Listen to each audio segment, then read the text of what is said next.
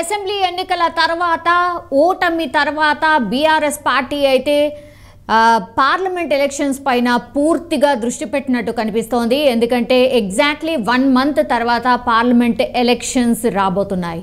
So parliament ఎన్నికల్లో తమ సత్తా డెఫినెట్లీ చాటాల్సిందే. ఎందుకంటే అసెంబ్లీ ఎన్నికల్లో దెబ్బతిన్న తర్వాత ఎట్లాంటివి ఫేస్ చేస్తుందో బీఆర్ఎస్ పార్టీ స్వయంగా చూస్తోంది. కాబట్టి ఆ అటాకింగ్ ఆల్రెడీ స్టార్ట్ చేసినట్టు కనిపిస్తోంది. ఎందుకంటే కేటీఆర్ కావచ్చు, హరీష్ రావు కావచ్చు, ఇంకా మిగతా లీడర్స్ అందరూ కూడా కాంగ్రెస్ పార్టీ మీద ఆల్రెడీ అటాక్ అనేది స్టార్ట్ చేసేశారు. రేవంత్ రెడ్డిపై బలమైన అస్త్రాన్ని సంధించేందుకైతే బీఆర్ఎస్ సిద్ధం అవుతున్నట్టు మనకైతే ఇన్ఫర్మేషన్ అంతోంది. ఎందుకంటే పార్లమెంట్ ఎలక్షన్స్లో ఒక డిఫరెంట్ స్ట్రాటజీతో వెళ్ళాలని బీఆర్ఎస్ పార్టీ చూస్తున్నట్టు ఇప్పుడున్నటువంటి సినారియోలో కనిపిస్తోంది. ఎందుకంటే పూర్తిగా మెజార్టీ సీట్లు గెలిచి బీఆర్ఎస్ తన సత్తా చాటేలా పావులు కదుపుతున్నట్టు కూడా స్పష్టంగా అర్థమవుతోంది. ఎందుకంటే లాస్ట్ టైం పార్లమెంట్ ఎలక్షన్స్లో 9 సీట్లు బీఆర్ఎస్ పార్టీ గెలిచింది. సో ఈసారి డెఫినెట్లీ 12, 13 వరకైతే గెలవాల్సిందే అన్న టార్గెట్తోనే ముందుకు కదులుతున్నట్టు కనిపిస్తోంది. ఏకంగా తెలంగాణ ఉద్యమంలో పోరాడిన వారినే లోక్సభ బరిలో దించాలని బీఆర్ఎస్ అధినేత కేసీఆర్ ఒక పెద్ద ప్లాన్ వేసినట్టు అయితే ప్రచారం జరుగుతోంది. ఎందుకంటే తెలంగాణ ఉద్యమకారులను పక్కన పెట్టేసింది బీఆర్ఎస్ పార్టీ. పూర్తిగా ఉద్యమ పార్టీ నుంచి రాజకీయ పార్టీగా మారిపోయింది అన్న విమర్శలు పెద్ద ఎత్తున వస్తున్నాయి. అండ్ కాంగ్రెస్ పార్టీ ఏదైతే స్ట్రాటజీ ఫాలో అవుతుందో, అంటే ఉద్యమకారులని దగ్గరికి తీసుకొని ఉద్యమకారులకు పదవులు ఇచ్చి ఏదైతే ప్రయత్నం చేస్తోందో దానికి తగ్గట్టుగా దానికి పూర్తిగా మీరే కాదు మేము కూడా ఉద్యమకారులకు పూర్తిగా అండగా నిలుస్తున్నాం అన్నటువంటిది మెసేజ్ ఇవ్వడానికైతే ప్రయత్నం చేస్తున్నట్టు కనిపిస్తోంది. Again same sentiment BRS party follow అవుతున్నట్టు కనిపిస్తోంది. బికాజ్ దాదాపు సగానికి పైగా సీట్లు వారికే కేటాయించే ఆలోచనలో ఉన్నట్టు కూడా సమాచారం అంతోంది. అంటే ఉద్యమకారులు, ఉద్యమంలో యాక్టివ్గా ఉన్నటువంటి వాళ్ళు ఓకే, మధ్యలో అటు ఇటుగా పార్టీలు మారినా సరే అగైన్ బీఆర్ఎస్ పార్టీకే వచ్చిన వాళ్ళని డెఫినెట్లీ గుర్తించాలి. అండ్ వాళ్లకు పార్లమెంట్ సీట్ ఒకవేళ గెలిచినా గెలవకపోయినా పర్లేదు, బట్ వాళ్లకు మాత్రం డెఫినెట్లీ పార్లమెంట్ అభ్యర్థిగా నిలబెట్టాలి. అండ్ ఒక సెంటిమెంట్గా మాత్రం వాళ్ళని ముందుకు పెట్టాలి అండ్ బీఆర్ఎస్ సత్తా చాటాలి అన్నటువంటి ప్లాన్ వేస్తున్నట్టు మనకున్నటువంటి సమాచారం. ఈ రేసులో మొదటగా వినబడుతున్నటువంటి పేరు శ్రవణ్. యాక్చువల్లీ ఈయన ఎమ్మెల్సీ కావాల్సింది, యాక్చువల్లీ గవర్నర్ కోటాలో ఎమ్మెల్సీగా ఎన్నిక కావాల్సిన శ్రవణ్ అడ్డుకట్ట వేసింది. ఒక రకంగా గవర్నర్ ఆమోదం తెలపలేదు. ఎమ్మెల్సీ కావాల్సిన శ్రవణ్ ఫైల్ ఏదైతే ఉండిందో దాన్ని ఆమోదం తెలపలేదు. అండ్ వీళ్ళు కేస్ ఫైల్ చేశారు. అండ్ మనకు తెలుసు వీళ్ళ బదులుగా కాంగ్రెస్ పార్టీ ఇంకో 2 పేర్లు, అందులో కోదండరామ్ కూడా ఉన్నారు, ఆ ఫైల్ కూడా పక్కకు వెళ్ళిపోయింది. సో మమ్మల్ని ఎందుకు ఎన్నుకోరు, వీళ్ళని ఎందుకు ఎన్నుకుంటారు అన్నటువంటి కేసు అయితే ప్రస్తుతం నడుస్తోంది. సో ఈ రేసులో ప్రస్తుతం అయితే శ్రవణ్ పేరు వినిపిస్తోంది. అండ్ శంకరమ్మ మనందరికీ తెలుసు, ఎవరైతే అమరవీరుడు ఎవరైతే ఉన్నారో వాళ్ళ తల్లి శంకరమ్మ. సో ఆమెకు టికెట్ కేటాయించే అవకాశం కనిపిస్తోంది. అండ్ కర్నె ప్రభాకర్ ఈయన సీనియర్ మోస్ట్ బీఆర్ఎస్ పార్టీని నమ్ముకున్నటువంటి వ్యక్తి. అండ్ అన్ని ఏది అయినా సరే పార్టీకి సంబంధించిన లైన్ తప్పకుండా అండ్ పార్టీకి సంబంధించి గట్టిగా వాయిస్ వినిపించే వ్యక్తి ఎవరైనా ఉన్నారంటే కర్నె ప్రభాకర్ అనే చెప్తూ ఉంటారు. అండ్ బొంతు రామ్మోహన్ పేరు కూడా వినిపిస్తోంది. బొంతు రామ్మోహన్ మనందరికీ తెలుసు, జిహెచ్ఎంసీలో గతంలో మేయర్గా పనిచేశారు. Bonthu Rammohan last time ticket కోసం కూడా, ఉప్పల్ టికెట్ కోసం కూడా ఆయన ప్రయత్నాలు చాలా వరకే చేశారు. అండ్ పార్టీని పూర్తిగా నమ్ముకొని ఉన్నారు, లాయల్గా పనిచేసే వ్యక్తి. అండ్ ఆయన కూడా టికెట్ ఆశిస్తున్నారు. మేబీ ఆయనకు కూడా ఇచ్చే ఛాన్సెస్ కనిపిస్తున్నాయి. దెన్ ఎర్రోళ్ళ పేరు కూడా వినిపిస్తోంది. దెన్ గువ్వల బాలరాజు పేర్లు కూడా వినిపిస్తున్నాయి. వీళ్ళు గతంలో కూడా ఎమ్మెల్యేగా పనిచేశారు, మొన్న ఓటమి పాలయ్యారు. వీళ్ళందరూ కూడా యాక్టివ్గా ఉద్యమంలో పనిచేశారు. కాబట్టి వీళ్ళందరికీ కూడా పార్లమెంట్ సీట్లు కేటాయిస్తే కొంత బీఆర్ఎస్ పార్టీ ఏదైతే లాస్ట్ టైం అంటే అసెంబ్లీ ఎన్నికల్లో ఓటమి పాలైందో ఉద్యమకారులని ముందుకు తీసుకెళ్లి ఉద్యమకారులని ముందు పెట్టి ఒకవేళ ప్రజల్లోకి వెళ్తే అగైన్ బీఆర్ఎస్ పార్టీ మళ్ళీ ప్రజలకు దగ్గరికి వెళ్ళినట్టుగా అవుతుంది అన్నటువంటి అభిప్రాయం అయితే వ్యక్తం అవుతోంది అట.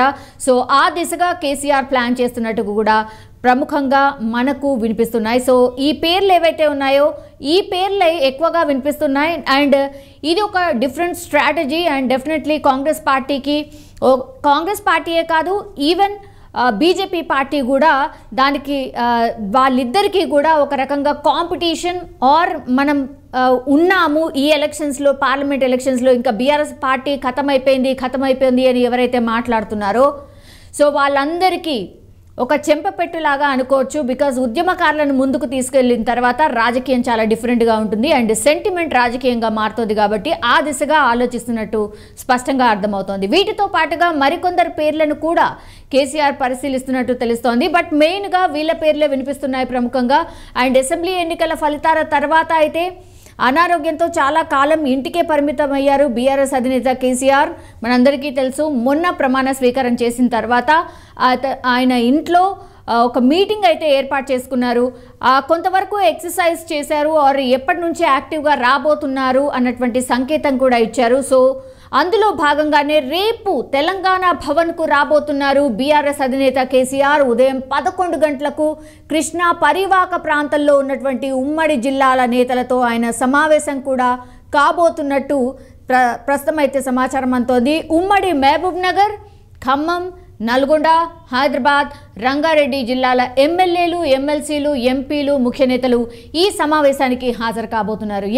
Definitely again boss is back అనుకోవచ్చు. చాలామంది మా బాస్ మొన్న ఎప్పుడైతే ప్రమాణ స్వీకారం చేశారో అప్పటి నుంచి కూడా పార్టీ కొంత యాక్టివ్ అయినట్టు కనిపిస్తోంది. సో అందులో భాగంగానే రేపు తెలంగాణ భవన్కి రాబోతున్నారు బీఆర్ఎస్ అధినేత కేసీఆర్. సో ఇవన్నీ జిల్లాల నాయకులతో సమావేశం కాబోతున్నారు.